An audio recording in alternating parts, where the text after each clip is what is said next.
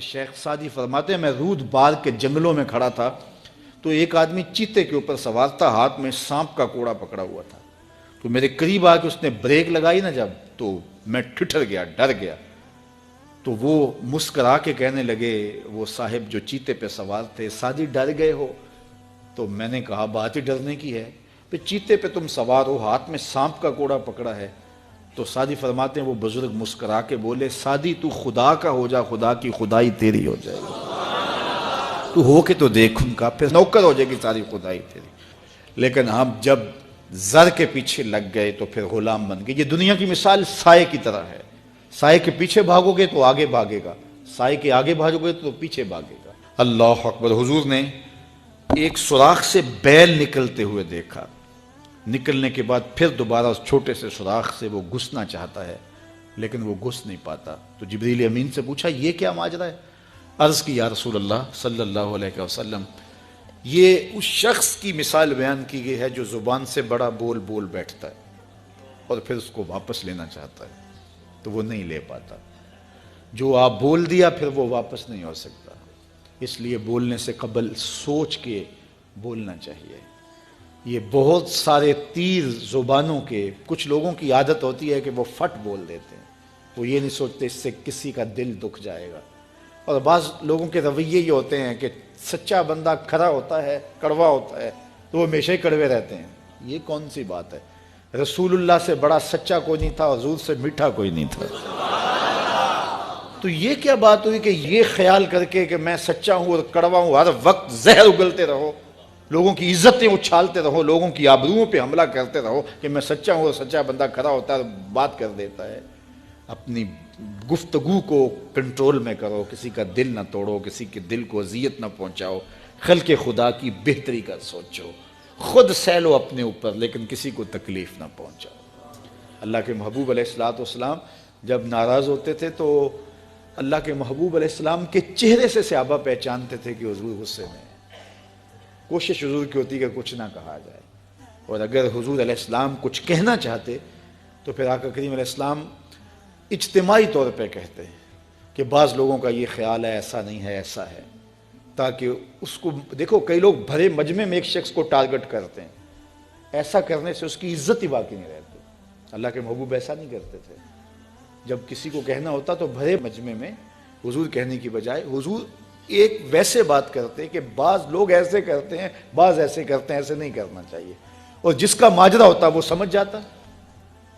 تو یہ کوئی بات نہیں ہوتی کہ میں کھرا آدمی ہوں، میں سچا آدمی ہوں، میں لوگوں کے دل چیرتا رہوں، میں لوگوں کے دل پر حملہ آور ہوتا رہوں، لوگوں کے جذبات سے کھیلتا رہوں، لوگوں کو تکلیف اور آزار پہنچاتا رہوں، اور خلق خدا کے لیے میں تکلیف کا باعث بن جاؤں صرف اس بات پر کہ میں سچا ہوں۔ پہلی بات یہ ہے کہ یہ تیرا گمان ہے کہ تو سچا ہے اور کھڑا ہے، یہ تو اللہ کو پتا ہے کون کہاں کھڑا ہے۔ اس لیے یہ بات بہت اہم ہے کہ بولنے سے قبل سوچنا چاہیے، ایسے ہی زبان سے کوئی بات نہیں نکال دینی چاہیے۔ عربی کا ایک شعر ہے کہ جراحات السنان لہو تیام ولا یلتام ما جرح اللسان، کہ جو زخم نیزوں کے لگتے ہیں وہ بھر جاتے ہیں لیکن زبان کے تیروں کا زخم کبھی نہیں بھرتا، وہ تازہ رہتا ہے۔ اس لیے ہمیشہ آپ سوچیں اپنی زندگی میں کہ ہماری زبان سے لگا ہوا تیر کسی کو گھائل تو نہیں کر رہا۔ اور کچھ لوگ ایسے ہوتے ہیں کہ وہ مر بھی جاتے ہیں لیکن ان کی زبان سے نکلے ہوئے تیروں کی زہر افشانی ختم نہیں ہوتی، اور کچھ لوگ ایسے ہوتے ہیں ان سے اختلاف بھی ہوتا ہے لیکن اس کے باوجود کوئی ایسا جملہ نہیں ہوتا ہماری جانب ان کی طرف سے آیا ہوا جو ہمیں تکلیف دے۔ اختلاف اپنی جگہ ہوتا ہے لیکن جب وہ خیال میں آتے ہیں، جب وہ تصور میں آتے ہیں تو نفرت کے شرارے نہیں پھوٹتے، محبت ہی پھوٹتی ہے۔ اس لیے ایسے بن جاؤ کہ لوگ تمہیں سوچیں، تمہارا خیال کسی کو آئے تو ساتھ پیار کی خوشبو آنے لگ جائے، نفرت کے شرارے نہ پھوٹیں کہ کوئی تمہارا خیال کرے تو اس کو تمہاری زبان کے برستے ہوئے تیر آنے لگ جائیں، تمہاری نفرت انگیز باتیں ان کو ستانے لگ جائیں، اور وہ تمہارے خیال سے، تمہارے گمان سے، تمہارے تصور سے وحشت کھانے لگ جائیں۔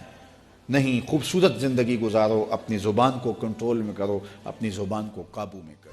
ام المومنین سیدہ عائشہ رضی اللہ تعالیٰ عنہ فرماتی ہیں کہ ایک دن حضور کا دریا رحمت جوش میں تھا اور حضور نے فرمایا عائشہ جو مانگنا ہے مانگ لو۔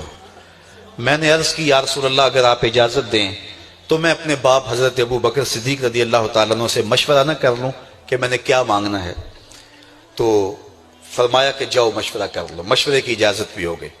میں اپنے والد گرامی کی خدمت میں حاضر ہوئی اور کہا کہ دریائے رحمت جوش میں ہے اور رحمت کا باڑا برس رہا ہے۔ حضور نے فرمایا عائشہ جو مانگنا ہے مانگ لو، یہ اتنا سنہری موقع ہاتھ آیا ہے تو میں چاہتی ہوں کہ کوئی مانگوں تو اہم شے مانگوں، تو آپ کی خدمت میں حضور سے اجازت پا کے حاضر ہوئی ہوں، مجھے بتایا جائے کہ میں حضور سے کیا مانگوں تاکہ کوئی چھوٹی چیز نہ مانگوں بڑی چیز مانگوں۔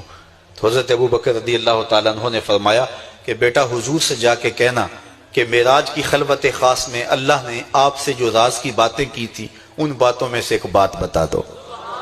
مانگا بھی تو علم مانگا، اور عائشہ میرے سے وعدہ کرو جو حضور بتائیں مجھے بھی آ کے بتانا ہے۔ ام المومنین حاضر خدمت ہو گئیں۔ حضور نے پوچھا عائشہ مشورہ ہو گیا؟ کہا جی حضور ہو گیا۔ کہا مانگو کیا مانگتی ہو؟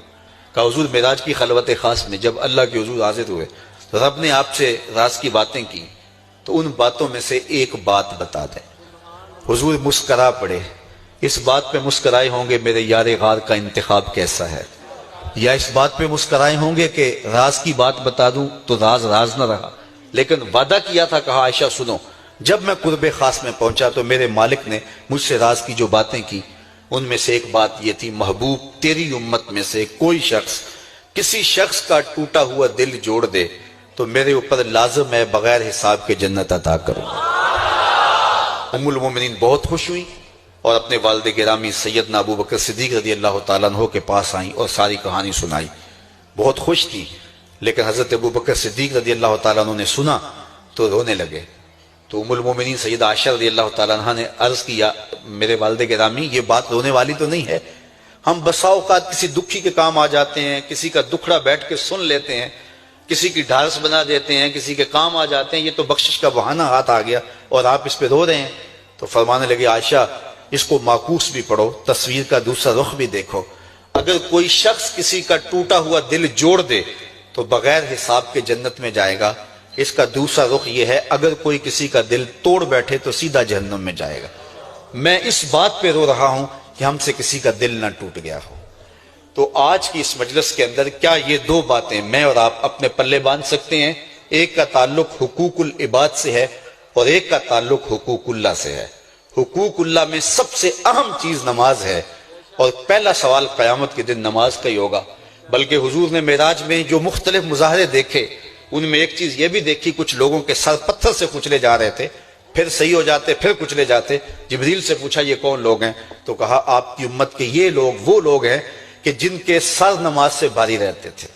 نماز کا کہو نہ بے نمازی کو، تو وہ پہلا بہانہ تو یہ لگائے گا کہ میرے کپڑے ٹھیک نہیں ہیں۔ میرے بزرگ فرمایا کرتے تھے تیرے کپڑے کیسے پاک ہو سکتے ہیں؟ تو رب کے حضور جھکنا نہیں جانتا، آ اس کے حضور جھکنا سیکھ لے، وہ تیرا لباس بھی پاک کر دے گا، تیرا دل بھی پاک کر دے گا۔ تو دوسرا بہانہ یہ ہوتا ہے کہ ہفتے کو شروع کروں گا جی، پہلی تاریخ سے شروع کروں گا۔